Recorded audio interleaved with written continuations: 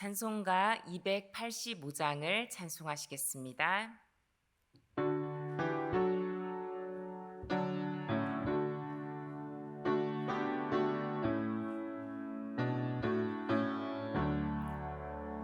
주의 말씀 받은 그날 참 기쁘고 복되도다. 이 기쁜 맘 못 이겨서 온 세상에 전하노라. 기쁜 날 기쁜 날 주 나의 죄 다시 쓴 날 늘 깨어서 기도하고 늘 기쁘게 살아가리.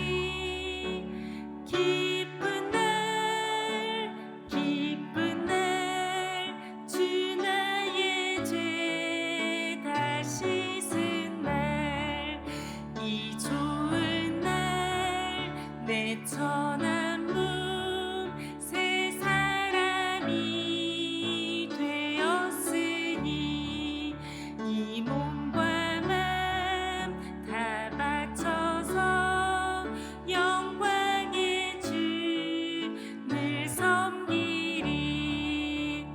기쁜 날 기쁜 날 주 나의 죄 다시 쓴 날 늘 깨어서 기도하고 늘 기쁘게 살아가리. 기쁜 날 기쁜 날 주 나의 죄 다시 쓴 날 새 사람 된 그날부터 평안한 맘 늘 있어서 이 복된 말 전하는 일 나의 본분 삼았도다. 기쁜 날 기쁜 날 주 나의 죄 다시 쓴 날 늘 깨어서 기도하고 늘 기쁘게 살아가리. 기쁜 날 기쁜 날 주 나의 죄 다시 쓴 날 아멘. 함께 기도하겠습니다. 어떤 상황에서도 예수님을 믿는 반석 같은 믿음 주시길 기도하겠습니다. 오늘 금요 기도회에 함께 해주셔서 말씀의 은혜 주시고 성도의 간절한 기도와 간구에 응답의 은혜 주시길 기도하겠습니다. 또한 오늘 시작하는 초등부 성경학교와 내일 시작하는 유년부 성경학교에 하나님의 은혜를 충만하게 부어주시길 기도하겠습니다. 끝으로 박규성 위임 목사님의 건강을 온전히 회복시켜 주시고 주일 사역을 준비하실 때 성령 하나님께서 함께해 주시길 간구하겠습니다. 승리 교회 가운데 평안 주시고 함께 예배하고 함께 나누는데 어려움이 없도록 지켜주시길 기도하겠습니다. 이 제목 가지고 다 함께 기도하시겠습니다.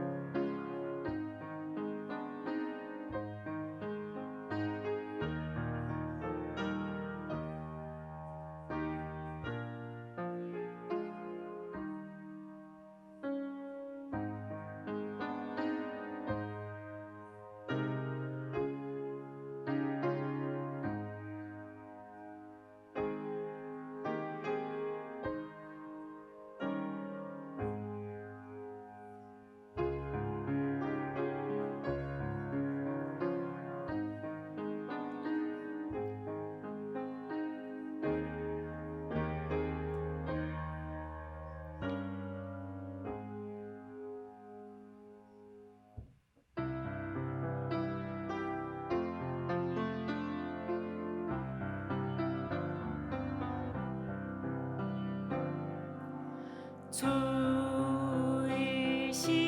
하나님, 좋으신 하나님, 참 좋으신 나의 하나님.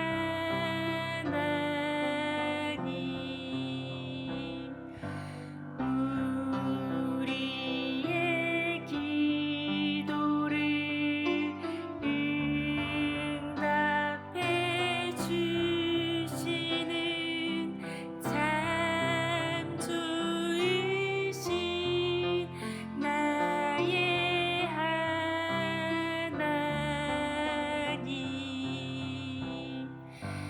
한없는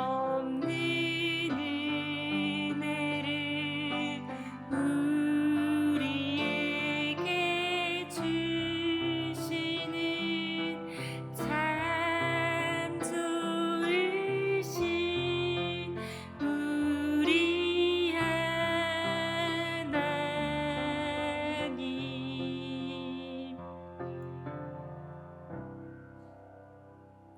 오늘 우리에게 주시는 하나님의 말씀은 마가복음 2장 1절에서 12절 말씀입니다.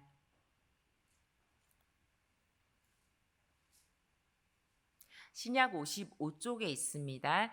교독하시겠습니다. 제가 먼저 1절 말씀을 봉독합니다. 수일 후에 예수께서 다시 가버나움에 들어가시니 집에 계시다는 소문이 들린지라.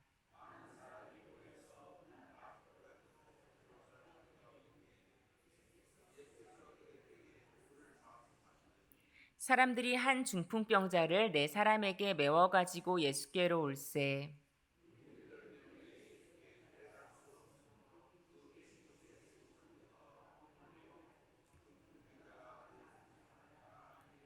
예수께서 그들의 믿음을 보시고 중풍병자에게 이르시되 작은 자야 내 제사함을 받았느니라 하시니,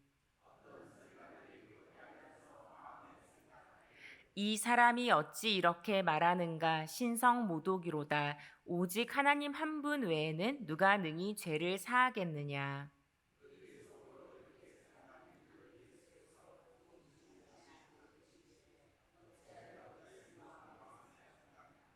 중풍병자에게 내 죄사함을 받았느니라 하는 말과 일어나 내 상을 가지고 걸어가라 하는 말 중에서 어느 것이 쉽겠느냐.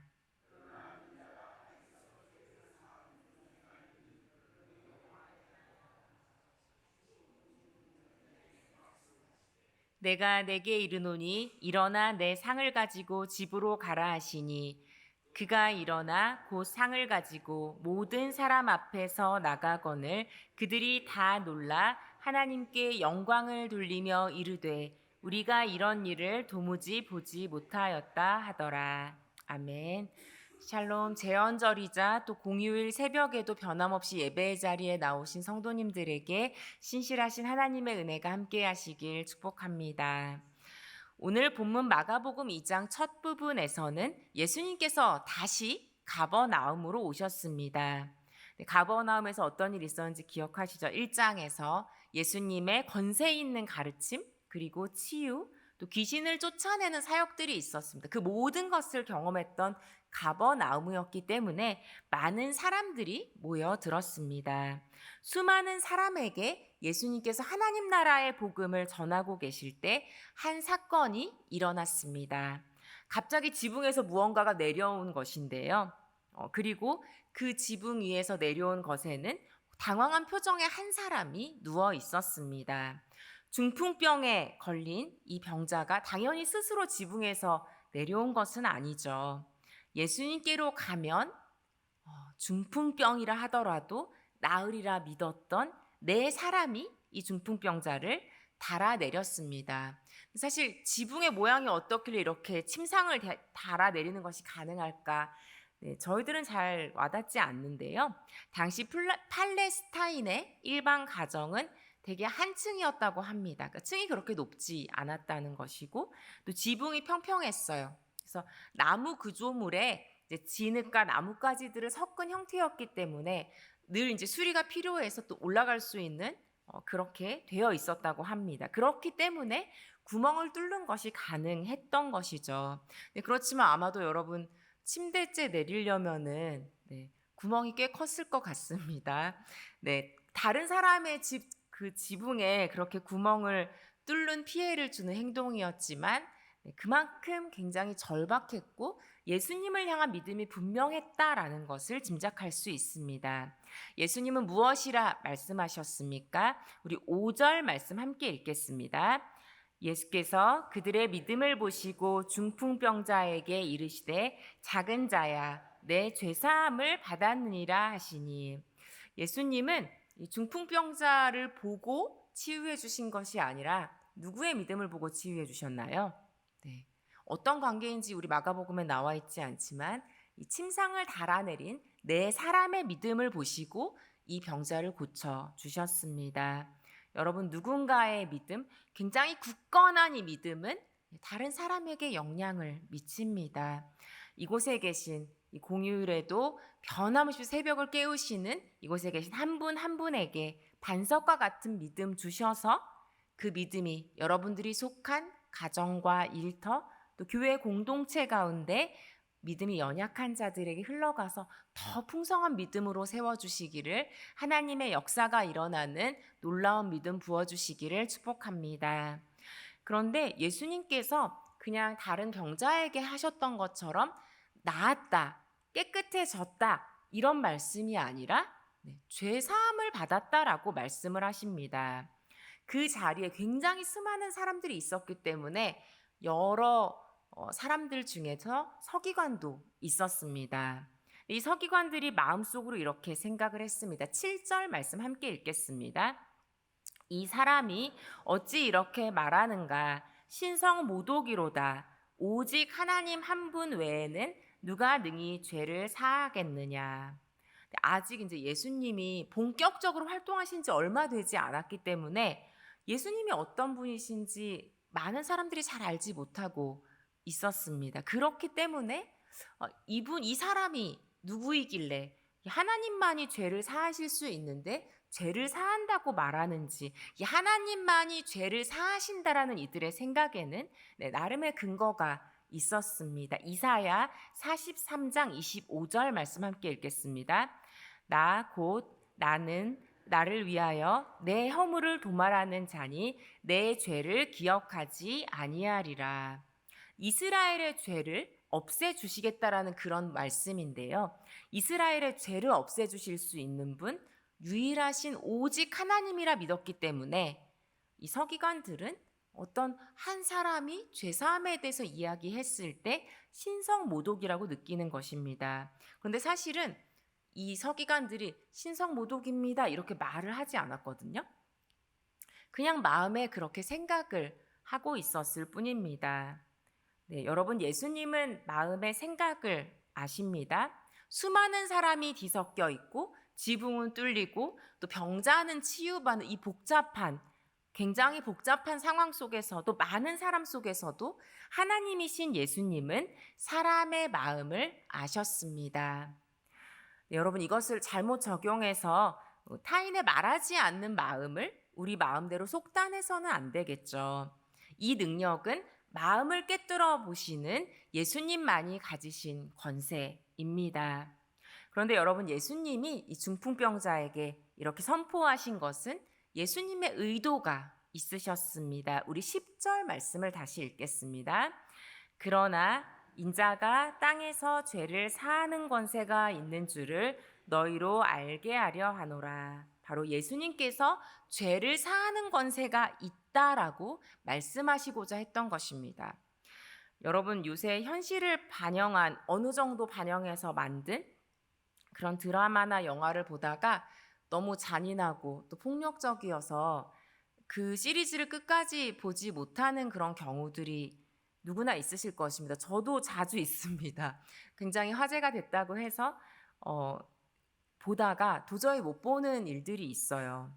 너무 끔찍하고, 그리고 더 무서운 것은 이게 그냥 막연히 누군가의 상상력에 의한 것이 아니라 어느 정도 현실을 반영하고 있다라고 그렇게 전제가 있는 작품들인데도 너무 잔인하고 너무 폭력적일 때 사람이 진짜 왜 이럴까?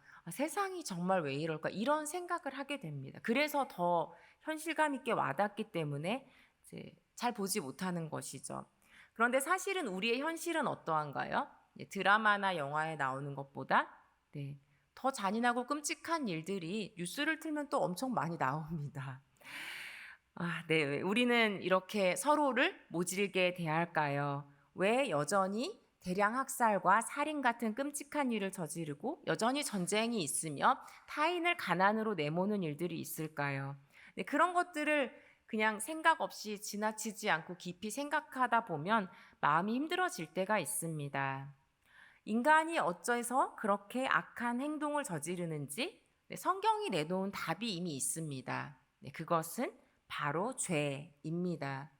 그런데 현대 사회에서는 죄라는 말을 좀 잘 사용하지 않고 아마 이곳에 계신 분들도 예전보다는 훨씬 낯설게 느끼는 그런 단어일 것입니다. 설교에서도 예전보다는 그렇게 언급하지 않는 경향이 있습니다. 여러분, 근데 인간의 이 잔인함과 인간의 이 악함을 죄 말고 다른 말로 설명할 수 있는 것이 별로 없습니다.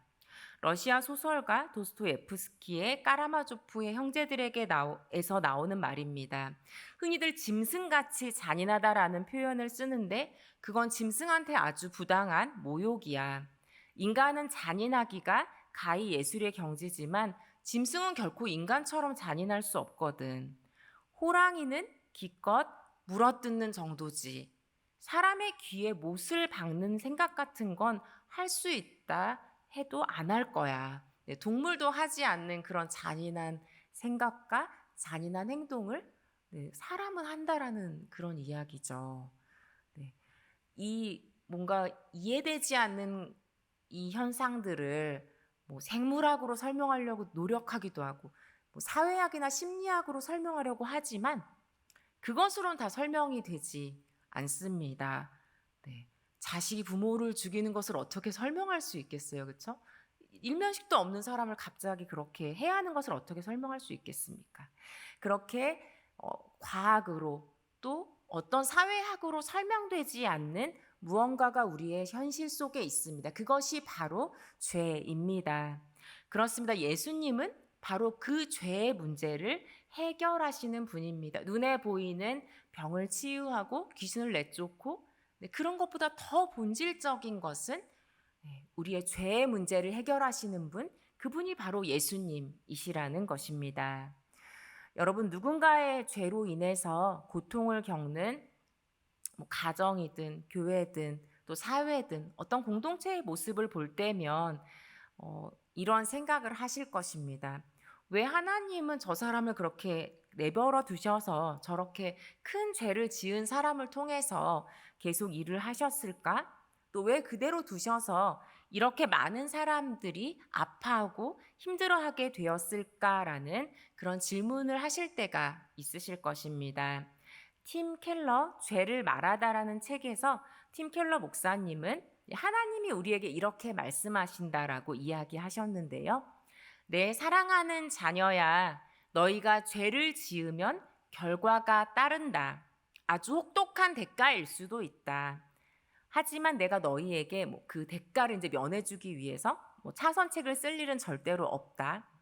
내 지혜와 주권과 너희를 향한 사랑이 무한하기에 나는 너희의 실패까지도 원래의 계획에 녹여 넣는다.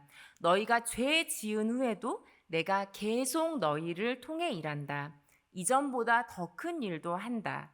그러니 감히 죄 짓지 마라. 죄는 나를 욕되게 하고 너희를 해친다. 죄는 반드시 결과가 따른다. 여러분, 새벽 시간이라 잘 이해가 되실지 모르겠는데요. 저희들은 그냥 왜 저 죄 지은 사람 그대로 두셨을까 하지만 하나님의 이 지혜와 하나님의 주권과 하나님의 사랑이 우리가 생각하는 것보다 훨씬 크다는 거예요.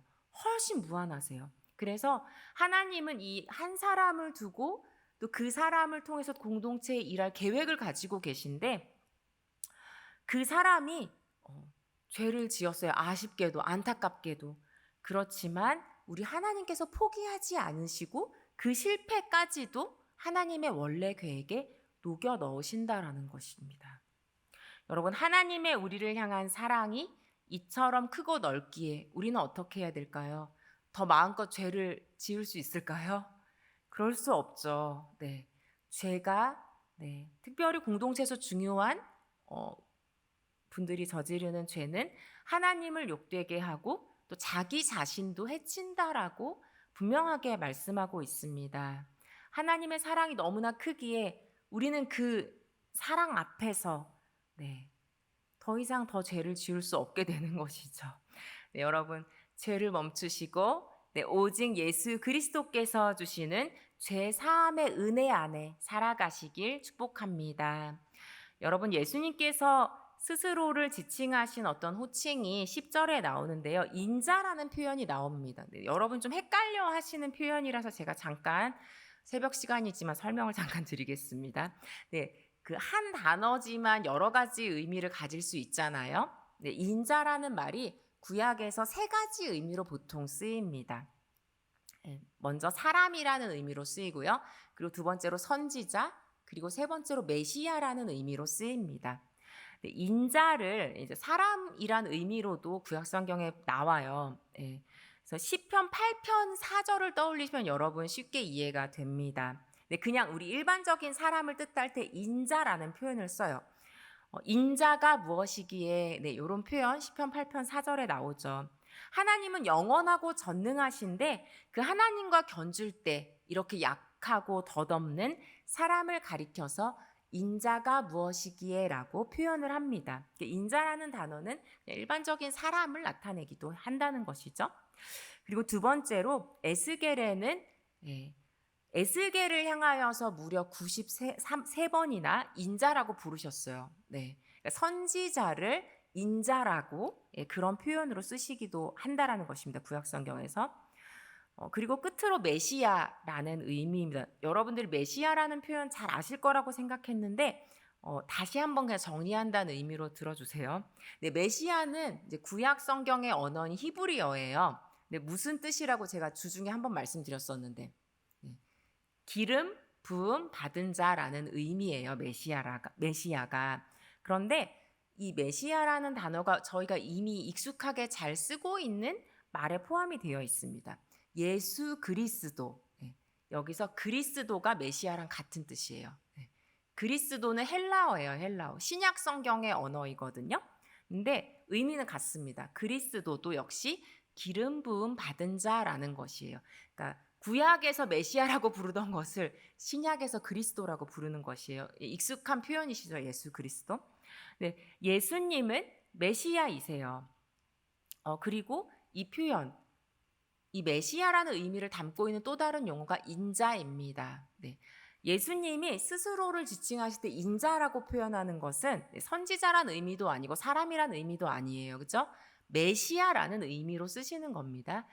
마가복음에 덜어 나오죠. 인자가 온 것은 이런 표현이 나오는데 그것이 메시아를 의미하는 것입니다. 예수님은 메시아이십니다. 구원자이십니다. 오랫동안 유대인들이 기다렸던 바로 하나님의 그 기름 부은 받은 자, 하나님의 놀라운 일을 행하실 그런 분입니다. 물론 유대인들이 기대하던 것과는 다르게 일하셨고 다르게 역사하셨지만 예수 그리스도는 메시아 그리고 인자이십니다. 인자라는 표현 이해가 되시죠? 앞으로 인자라는 말이 예수님께 쓰일 때는 어떤 의미이다? 메시아, 그런 의미라는 것을 기억하시면 되겠습니다.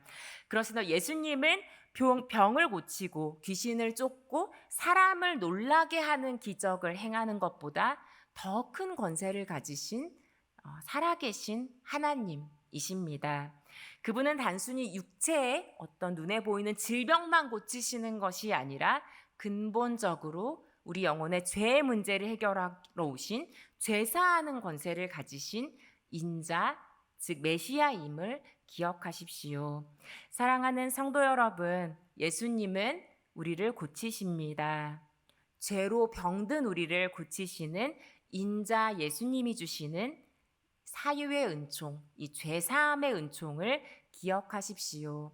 죄를 사하는 인자 예수님의 놀라운 권세에 의지하여서 그 사랑의 능력으로 우리도 용서받고 용서하는 인생이 되시길 진심으로 기원드립니다. 함께 기도하겠습니다. 참 좋으신 하나님, 이 새벽에 주님 앞에 나와 기도할 수 있도록 우리를 이끌어 주시니 감사드립니다. 예수 그리스도께서 고치시지 못하는 질병이 없음을 믿습니다. 그 믿음으로 지붕을 뚫었던 우리 네 사람의 큰 믿음을 우리에게도 부어 주시옵소서. 하나님, 반석과 같은 믿음을 어떤 상황 속에서도 놓지 않도록 주님 우리와 동행하여 주시옵소서. 좋으신 하나님, 예수님 앞에 나아가는 우리 한 사람 한 사람이 될 수 있도록 인도하여 주시옵소서. 우리가 믿는 것이 희미한 것이 아니라 온전히 예수 그리스도를 향한 온전하고 진실한 믿음의 고백을 가지고 설 수 있도록 함께하여 주시옵소서. 하나님, 우리 가운데 함께해 주시기를 원합니다. 우리가 알지 못할 때도 또 알고도 때로는 죄를 지을 때가 있습니다. 누군가의 마음을 아프게 하고 또 우리 공동체 가운데 어려움을 줄 때도 있습니다. 하나님, 그런 우리 연약한 모습을 주님 발 앞에 내려놓습니다. 예수 그리스도의 보혈의 능력으로 우리를 용서하여 주시고 우리의 삶 속에서 날마다 죄 사하시는 예수 그리스도의 놀라운 권세가 선포될 수 있도록 함께하여 주시옵소서. 하나님, 이곳에 계신 모든 성도님들, 주님께서 그 삶의 자리 가운데 오랫동안 습관처럼 굳어있는 죄들, 또 지금도 머물러 있는 그런 죄악된 모습들이 있다면 하나님 깨닫게 하여 주시고 주님 앞에 아버지 회개할 수 있도록, 그래서 주님께서 주시는 이 제사함의 자유와 해방을 누릴 수 있도록 우리와 함께하여 주시옵소서. 하나님, 우리가 믿는 예수님은 아버지 크고 놀라우신 하나님이시고 우리 삶 가운데 아버지 우리의 영혼을 고치시고 우리 모든 죄를 사하시는 좋으신 하나님이심을 믿습니다. 그 주님을 의지하며 이 하루도 넉넉히 용서하고 용서받을 수 있도록 우리와 함께하여 주시옵소서.